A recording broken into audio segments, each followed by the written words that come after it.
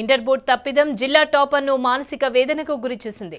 Inter మొదటి ఏడాది top మార్కులు సాధించిన ఓ విద్యార్థిని రెండవ ఏడాదిలో ఇంటర్ బోర్డు ఘనకార్యానికి 0 మార్కులతో షాక్కు గురైన పరిస్థితి మంచిర్యాల జిల్లాలో చోటు చేసుకుంది. కష్టపడి చదివిన గజ్జి నవ్య అనే విద్యార్థికి ఇంటర్ బోర్డు ఇచ్చిన షాక్ నుండి తేరుకోలేక ఆవేదనకు గురవుతుంది. టాపర్గా నిలవాల్సిన విద్యార్థిని తెలుగులో 0 మార్కులు రావడంతో ఏం చేయాలో పాలుపోక కన్నీరు మున్నీరవుతోంది.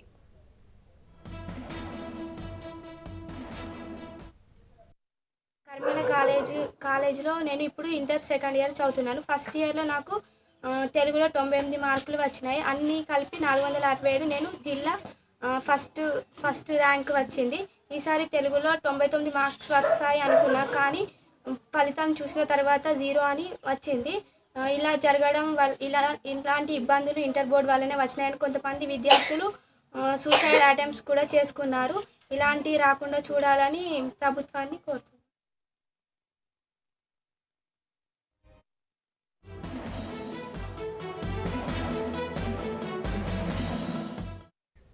ఇంటర్లో సిఈసి విభాగంలో కళాశాల టాపర్గా నిలుస్తుందని భావిస్తే ఫలితం మాత్రం ఫెయిల్ అయినట్లుగా వచ్చింది. అందులోనూ తెలుగు సబ్జెక్టులో 0 మార్కులు రావడం అంతా వింతగా భావిస్తున్నారు. ప్రథమ సంవత్సరం పరీక్షల్లో తెలుగులో 98 మార్కులు సాధించిన నవ్య ద్వితీయ సంవత్సరం తెలుగులో 0 వచ్చినప్పటికీ మొత్తం 825 మార్కులు సాధించడం విశేషం. ఇంటర్ బోర్డు అధికారుల నిర్లక్ష్యం కారణంగా టాపర్గా నిలవాల్సిన విద్యార్థిని ఫెయిల్ కావడం పట్ల అటు తల్లిదండ్రులు ఇటు కళాశాల యాజమాన్యం ఆవేదన వ్యక్తం చేస్తున్నారు. ఇంటర్ బోర్డు అధికారులు చేసిన తప్పిదాన్ని వెంటనే సరిచేసి విద్యార్థినికి న్యాయం చేయాల్సిన అవసరం ఎంతైనా ఉంది. దీనిపై మరింత సమాచారాన్ని మా ప్రతినిధి నరేష్ అందిస్తారు. నరేష్, ఇంటర్ బోర్డు తప్పిదాల కారణంగా విద్యార్థులు ఆవేదనకు గురవుతున్న పరిస్థితులు కనిపిస్తున్నాయి. ఇందులో మంచిర్యాల జిల్లాకు సంబంధించి మంచిర్యాల జిల్లా జన్నారం మండలం చింతగూడ గ్రామానికి చెందిన గజ్జి సత్తన్న, కవిత దంపతుల కుమార్తె గజ్జి నవ్య జన్నారంలోని కర్మల జూనియర్ కళాశాలలో ఇంటర్ ద్వితీయ సంవత్సరం పరీక్షలు రాసింది. అయితే ఆ మొదటి సంవత్సరంలో జిల్లాలోనే సిఈసి విభాగంలో టాపర్ గా నిలిచింది. ఈసారి ఇంటర్ ద్వితీయ సంవత్సరంలో కళాశాల టాపర్ గా అటు జిల్లా టాపర్ గా కూడా నిలుస్తుందని ఇటు కుటుంబ సభ్యులు అటు ఆ యాజమాన్యం కూడా భావించింది. అయితే ఇంటర్ బోర్డు ఇచ్చిన షాక్ తో ఒక్కసారిగా పరిస్థితులు తారుమారయ్యాయి. తెలుగు ప్రథమ సంవత్సరం అంటే ఇంటర్ ఫస్ట్ ఇయర్ లో 98 మార్కులు వచ్చాయి తెలుగులో. అయితే అదే విభాగంలో ఈసారి ఇంటర్ సెకండ్ ఇయర్ లో మాత్రం 0 మార్కులు వచ్చిన పరిస్థితి. ఇంటర్ బోర్డు ఇలాంటి తప్పిదాలు చేయడం కారణంగానే ఇలాంటి ఫలితం వచ్చిందైతే తెలుస్తుంది. నవ్య మాత్రం నేను పూర్తి స్థాయిలో దృష్టి పెట్టి రాశాను, ఎగ్జామ్ బాగా రాశాను, నాకు 90 పైగా మార్కులు వస్తాయని కూడా భావించాను. అయితే ఇలా జరగడంతో ఒక్కసారిగా మనోవేదనకు గురయ్యానని కూడా చెప్తుంది. గురువారం ఫలితాలు వచ్చాయి. ఫలితాలు వచ్చిన తర్వాత ఫెయిల్ అవడంతో ఒక్కసారిగా షాక్ గురైంది. ఆ కుటుంబ సభ్యులు కూడా 2 రోజులుగా కన్నీరు మున్నీరవుతున్నారు. మొత్తం 825 మార్కులు సాధించింది. అయినప్పటికీ తెలుగులో మాత్రము 0 మార్కులు రావడంతో ఏటూ తేలిపోలేని పరిస్థితి. ఇటు కళాశాల యాజమాన్యం కూడా షాక్ అవుతున్న పరిస్థితి. సిఈసి విభాగంలో ఇంటర్ సెకండ్ ఇయర్ లో టాపర్ గా నిలుస్తుంది, ఇటు జిల్లా టాపర్ గా కూడా నిలుస్తుందని అంతా భావించారు. అయితే ఇంటర్ బోర్డు చేసిన తప్పిదం కారణంగానే ఇలాంటి పరిస్థితి వచ్చిందని మాత్రం చెప్తున్నారు. కుటుంబ సభ్యులు కూడా మనోవేదనకు గురవుతున్నారు, కన్నీరు మున్నీరవుతున్నారు. ఇప్పటికైనా న్యాయం చేయాలి. ఇంటర్ బోర్డు తప్పిదం కారణంగా ఒక విద్యార్థిని భవిష్యత్తు అంధకారంలోకి వెళ్లే అవకాశం ఉంది. ఇలాంటి పరిస్థితులు రావద్దని కూడా కోరుకుంటున్నారు. మరి ఇంటర్ బోర్డు ఎలా స్పందిస్తుందో చూడాల్సింది. ఇప్పటికైతే మనోవేదనకు గురై నవ్య బయటకి రాని పరిస్థితి. రాజ్ని సంప్రదించిన సమయంలో కూడా మనోవేదనకు గురైన పరిస్థితి, కన్నీరు ముందు అవుతున్న పరిస్థితులు కనిపించాయి. ఇంటర్ బోర్డు కారణంగా దాదాపు మంచిర్యాల జిల్లాలో మరో విద్యార్థినికి కూడా ఇలాంటి పరిస్థితులే వచ్చాయని సమాచారం అయితే అందుతుంది. దానికి సంబంధించిన పూర్తి వివరాలు రావాల్సి ఉంది.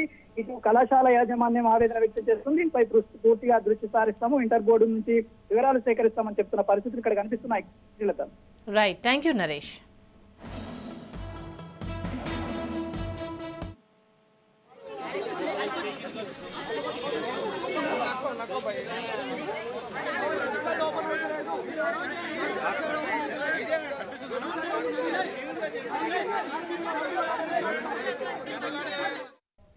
దీనిపై పూర్తి సమాచారాన్ని దీనికి సంబంధించి స్పందించడానికి ఎస్ఎఫ్ఐ నేత రమేష్ మనతో మాట్లాడడానికి సిద్ధంగా ఉన్నారు. రమేష్, చెప్పండి, ఇంటర్ బోర్డు తప్పిదాల వల్ల విద్యార్థులు చాలా మనోవేదనకు గురవుతున్నారు. దీనిపై మీరేమంటారు? ఓకే అండి, నిన్న ఈ రోజు ఫలితాల తర్వాత రాష్ట్రంలో ఇంటర్ చదివినటువంటి విద్యార్థుల తీవ్ర గందరగోళం, తల్లిదండ్రుల ఆవేదన కలుగుతా ఉంది.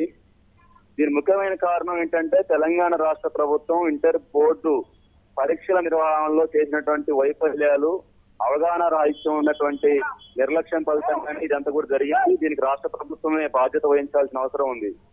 ముఖ్యంగా ఇంటర్ బోర్డులో కూడా గత అనేక సంవత్సరాలుగా అవకతవకలు జరుగుతున్నాయని చెప్పేసి కూడా చర్చ జరుగుతున్నప్పటికీ పూర్తి ప్రక్షాళన చేసే విషయంలో గానీ దాంట్లో ఉన్న లొసుకులను సవరించే విషయంలో రాష్ట్ర ప్రభుత్వం పట్టించుకోవడం లేదు. మరో ముఖ్యమైనది ఇంటర్ బోర్డు పరీక్షలకు సంబంధించినటువంటిది. గతంలో ఎక్కడ ఎప్పుడు కూడా పరీక్షలు నిర్వహించలేనటువంటి ఒక ప్రైవేటు సంస్థకు ఈ రోజు సాఫ్ట్వేర్ పేరుతోటి పరీక్షలు నిర్వహించాలని చెప్పేసి అవకాశం ఇవ్వటం వల్ల ఇవన్నీ కూడా జరిగినాయి. దీనికి ప్రభుత్వంలోని కొంతమంది పెద్దల సహకారంతో తమకు అనుకూలంగా ఉన్నటువంటి సంస్థలకు అప్పగించుకోవటం మూలంగా ఈ రోజు పారదర్శకంగా జరగాల్సినటువంటి పరీక్షల నిర్వహణ గాడి తప్పింది. ఫలితంగా అది లక్షలాది మంది విద్యార్థులకు శాపంగా మారింది. ఈ రోజు గతంలో ఎన్నలేని విధంగా ఆత్మహత్యలు జరగటం అనేటువంటిది తెలంగాణలో అది మొట్టమొదటిసారిగా జరుగుతా ఉంది. దీని అంతటి కూడా కారణం రాష్ట్ర ప్రభుత్వమే బాధ్యత వహించాలి. తక్షణమే బోర్డు అధికారులు ఎవరైతే సంబంధిత కమిషనర్ ఉన్నారో వాళ్ళందరిపైన చట్టపరమైన చర్యలు తీసుకోవడంతో పాటు నష్టపోయిన విద్యార్థులు ఈ రోజు ఎంత అవమానకరం అంటే బాధాకరం, మెరిట్ విద్యార్థులు కూడా ఈ రోజు ఫెయిల్ అయినట్టుగా రావటం, దాంతో పాటు తక్కువ మార్కులు రావటం, పరీక్షలకు హాజరు కానటువంటి వాళ్ళు హాజరవుతున్నట్టు పాస్ అయినట్టుగా రావటం అంటే ఇది ఎంత వైఫల్యం జరిగింది అనేది అర్థం అవుతా ఉంది. కాబట్టి మెరిట్ ఉండి ఫెయిల్ అయినటువంటి వాళ్ళందరికీ న్యాయం చేయాలి, రీకౌంటింగ్ పెట్టడం ద్వారా. ఆ విధంగా రాష్ట్రంలో తల్లిదండ్రులకు విద్యార్థులకు ఈ ఆందోళన అనేటువంటి దాన్ని పక్కన పెట్టే విధంగా ప్రభుత్వం చర్యలు తీసుకోవాలని ఎస్ఎఫ్ఐగా కోరుతా ఉన్నాం. రమేష్ గారు, ఆల్రెడీ అంటే ఒకరు ఇద్దరు కాదు వందల సంఖ్యలో అక్కడ స్టూడెంట్స్ అలాగే తల్లిదండ్రులు ఇంటర్ బోర్డు ముందు వాళ్ళ నిరసన వ్యక్తం చేస్తున్నారు. అలాగే ఆదిలాబాద్ జిల్లాలో కూడా లాస్ట్ టైం టాపర్గా వచ్చిన అమ్మాయి ఈసారి 0 వచ్చిన పరిస్థితి. మీరు ఎస్ఎఫ్ఐ తరఫున ఇంటర్ బోర్డు అధికారులకు మీరు ఏం చెప్పదలుచుకున్నారు? ఈ రోజు మధ్యాహ్నం తల్లిదండ్రులు విద్యార్థులతో కలిసి జరిగినటువంటి అక్కడ ధర్నాలో ఎస్ఎఫ్ఐగా మేము కూడా పాల్గొన్నాము. కానీ అధికారులుగా ఉన్నటువంటి బోర్డు కమిషనర్ గాని పిఆర్ఓ గాని చాలా నిర్లక్ష్యంగా బాధ్యత రాహిత్యంగా దీంట్లో తప్పులే జరగలేదన్నట్టుగా బోర్డు ప్రమేయం లేకోకుండానే జరిగినట్టుగా మాట్లాడుతా ఉన్నారు. అది పూర్తి అవాస్తవం. ఖచ్చితంగా బోర్డు యొక్క అధికారుల వైఫల్యం, బోర్డు అధికారుల నిర్లక్ష్యం అనేటువంటిది స్పష్టం అవుతా ఉంది. కాబట్టి కమిషనర్ గారు చాలా బాధ్యత లేనట్టుగా తల్లిదండ్రులతోటి మాట్లాడుతా ఉన్నాడు.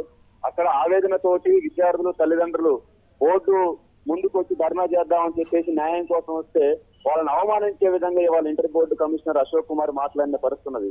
అంటే వీటన్నిటి పట్ల ఒక తప్పులు జరిగాయి, రాష్ట్రంలో ఇంటర్మీడియట్ బోర్డుకు ఒక తప్పుడు పేరు వచ్చింది అనేటువంటి దాన్ని సరిచేసుకుందాం అనేటువంటి ఒక వైఖరి ఇంటర్ బోర్డు అధికారుల్లో కనిపించినట్టు కనపడట్లేదు.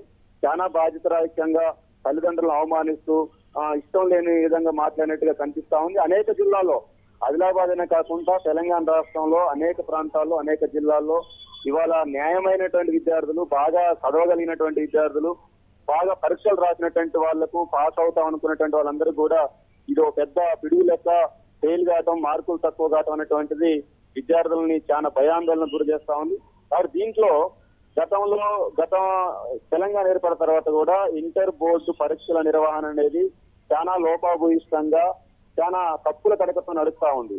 దీన్ని సరిదిద్దే వైపున అక్కడ ఉన్నటువంటి కమిషనర్ గాని పై అధికారులు ప్రభుత్వం గాని ఈ రెండు కూడా చేసినటువంటి తప్పుల మూలంగా అది విద్యార్థులకు నష్టంగా ఇవాళ విద్యార్థులు నష్టపోయే పరిస్థితి వచ్చింది. కాబట్టి మేము అడిగేది కమిషనర్ ని బాధ్యులు చేస్తూ కమిషనర్ సస్పెండ్ చేయాలి.